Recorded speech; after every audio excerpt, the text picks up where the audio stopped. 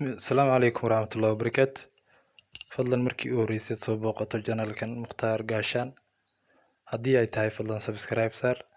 Haddii aad naga mid tahay inaad like iyo share waxay noo tahay dhiirigelin. Maanta waxaan halkan kusoo gudbinayaa saddexda ugu waaweyn ee nolosha qofka bini'aadanka guul gaarsiisa amba horu socod amba isbedel gaarsiisa ayaan rabaa inaan halkan kusoo gudbiyo. Marka koobaad xariga Ilaahay aad la leedahay waa inaad adkaysaa, waa inaad alla ka cabsi leedahay.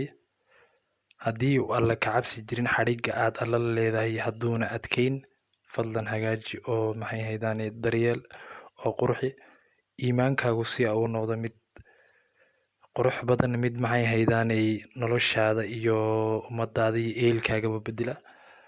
Shayga kale labaad oo haddii aad ilaaliso guul ku horseedaysa wax akhriska badi buug kasti oo aragto oo nolosha ka hadlaya amba ka hadlaya wax cilmiyeysan.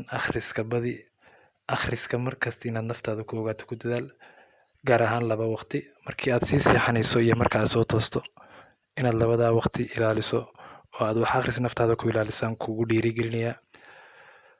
midda kale saddexaad waxay tahay asxaabtaada fadlan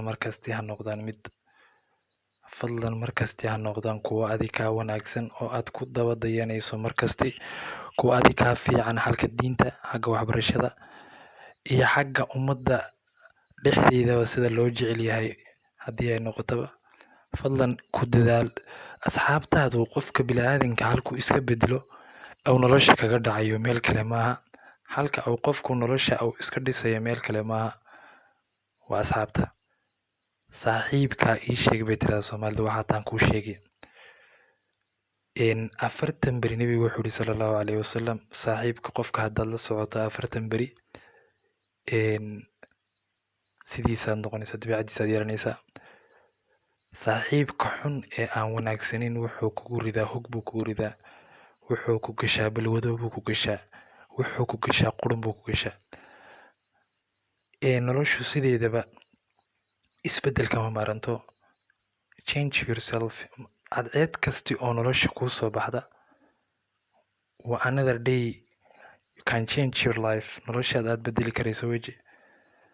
waa kasta oo kuu baryo waa jaanis kale oo aad noloshaada wax kaga bedeli karayso.